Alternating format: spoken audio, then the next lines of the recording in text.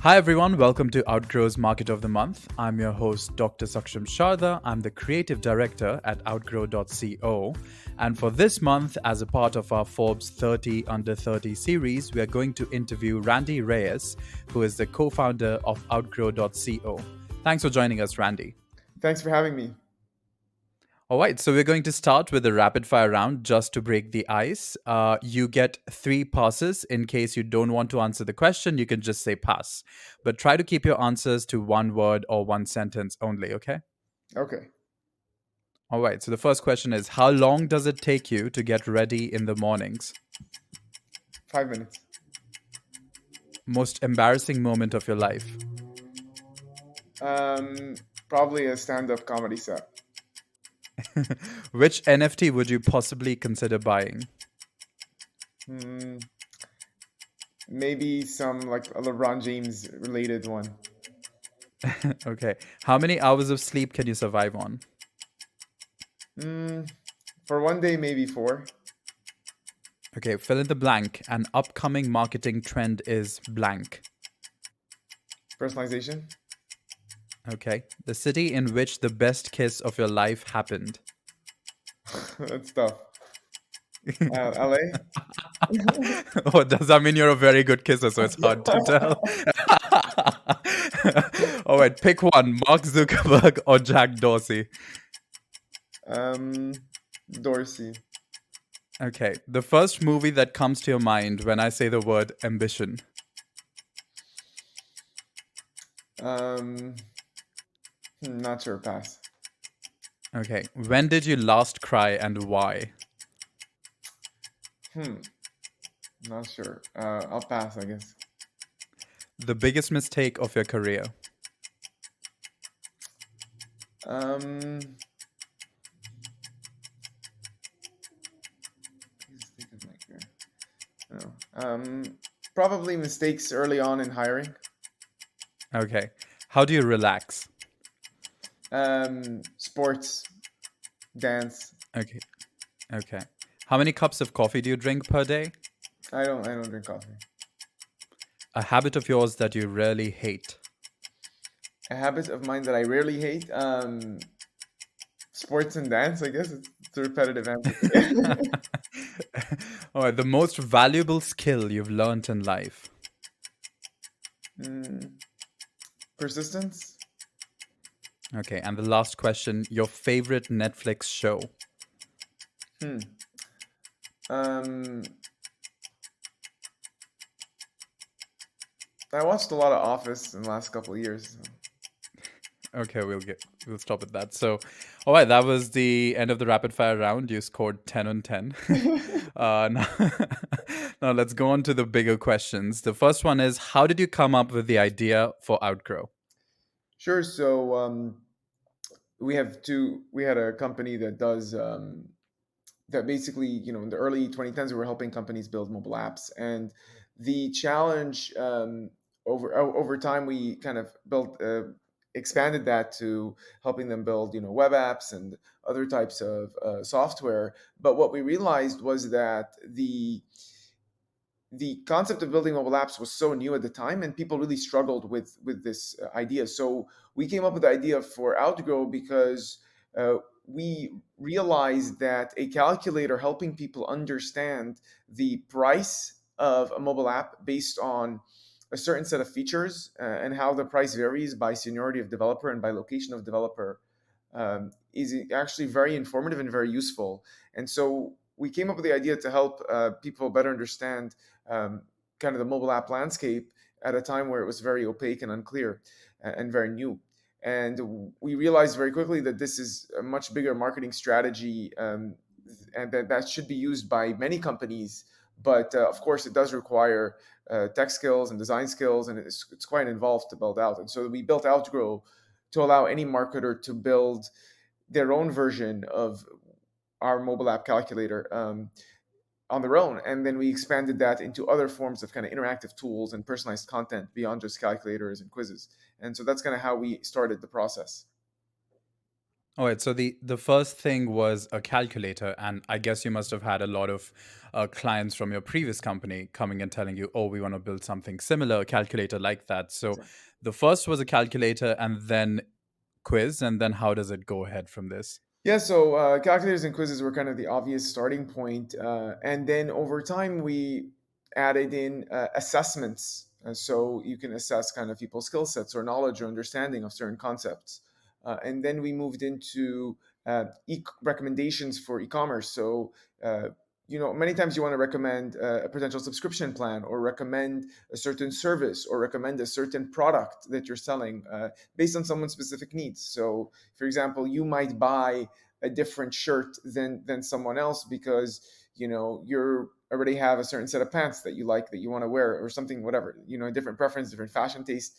And so being able to recommend the right product is going to help you because it's going to be more relevant for you, but it's also going to help the company because it's going to increase your conversion rate. So it kind of helps both sides. And so then we added that, and then we added chat bots because people wanted to be able to easy kind of lower the barrier to entry for people to communicate with them. And so chatbots make it easy for people to get quick answers and personalize them. And then from there we added contests and giveaways, etc. So that's kind of how we evolved over time.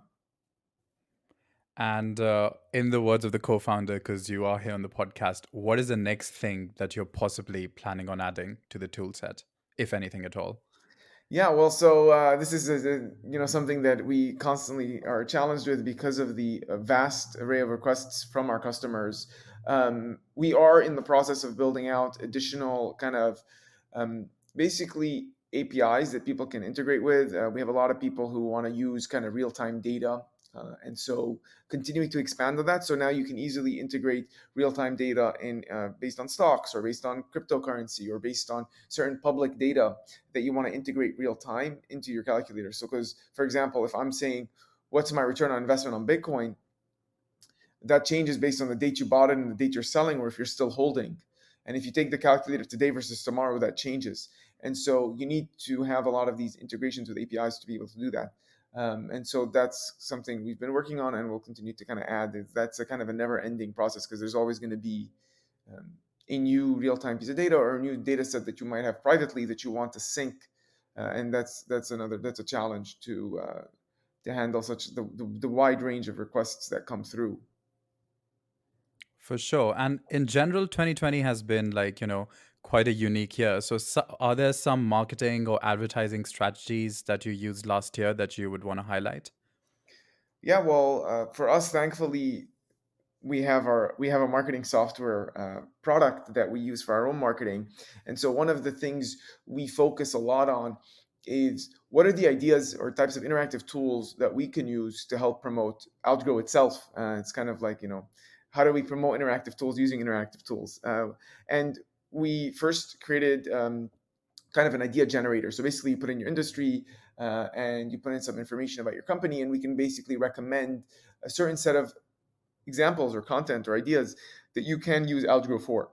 And so we used Algro to build our own idea generator to help you identify how to use Algro. So it's amusing, at least for me, but it's kind of an interesting way to not only show people how Algro works, but also explain to them how they can use it. So I did this idea generator works very well for us, and then we create kind of on our 404 pages, or we put our recommendation, or one of our recommendation content pieces to recommend like which blog or article to you should read based on again your needs, your desires, your challenges you're facing, and that also did very well for us. And then of course we have our ROI calculator that we promote, which kind of helps people identify how interactive content um, helps improve not only your lead conversion rates, but can potentially drive some organic traffic as well, and how that can contribute to your business. So we basically center a lot of our marketing around using our own tool to showcase benefits and to showcase things people can use, and how people can leverage Outgo. So that's kind of been the core focus for our marketing. That's great. And in which industry have you seen the biggest growth for Outgrow? So initially, a lot of our customers were financial and health, and that still is the case. We still have a lot of financial and a lot of health customers. because there's a lot of questions around those things. But after our probably first year, we started to see a large uptick in kind of software companies, entrepreneurs and startups, and services. So agencies and consultants, those grew very quickly. So now we are quite spread from B2B to B2C, and from kind of e-com startups or regular entrepreneurial startups to kind of SaaS and larger tech companies, in addition to financial and health. So we kind of spread out, but definitely I think financial health started, and then the second phase was tech and the services. And last year, I suppose a lot of companies must have moved online because of the pandemic. So, did you see a particular growth in an industry or a particular niche where there wasn't much use of Outgrow before? Yeah, so of course, we saw an uptick in fitness studios, in restaurants, basically local small business that usually were trying to drive traffic to a physical store that were now trying to drive traffic to a virtual event. And so they moved to Algro to help them with their kind of digital marketing and digital kind of their kind of digital campaigns versus their kind of physical offline campaigns. So those were the main areas I would say. Some studios, from fitness to restaurants and those types of categories. And what advice would you have for under 30 entrepreneurs looking to make their business right now? I think one thing that is a bit more apparent today than it might have been about a year and a half ago before COVID is that the entrepreneurial journey is a long, is a tough journey, and it is sometimes can be depicted as this kind of linear growth or exponential growth curve. And usually there's a lot more randomization in the curve, and there's a lot more the time that is sometimes at the beginning of the curves that you see these growth curves, the time for that growth uptick, it is kind of longer than most people realize, and so that kind of original flatlining, original flatline is a challenge. And there's always going to be periods where growth isn't as fast as you'd like, or things don't go exactly as you plan.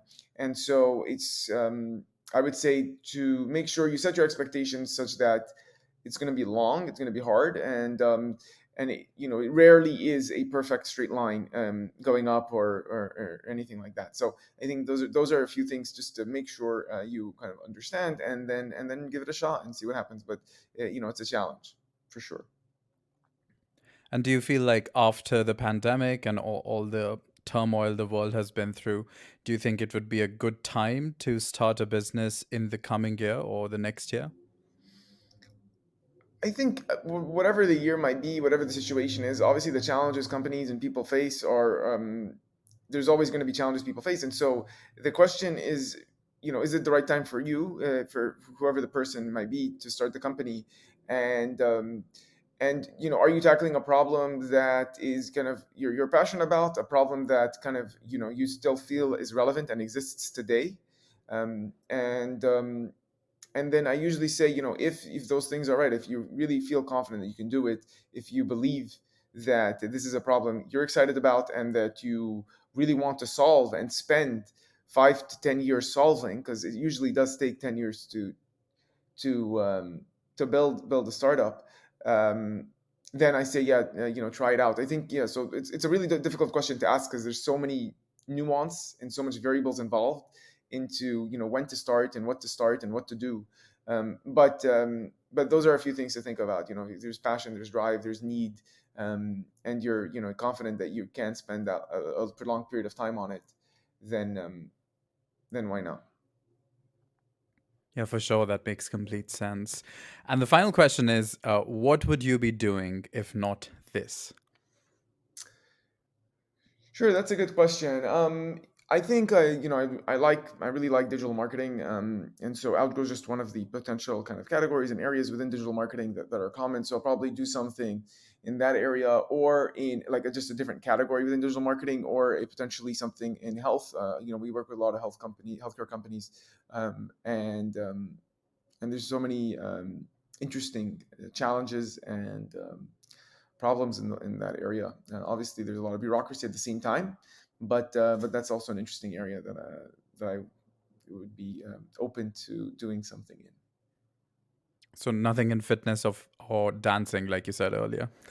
Oh, So it will well, still be a digital marketing or IT career. yeah. I mean, I don't know if I could be a professional dancer. But I mean, I think that requires quite a lot of.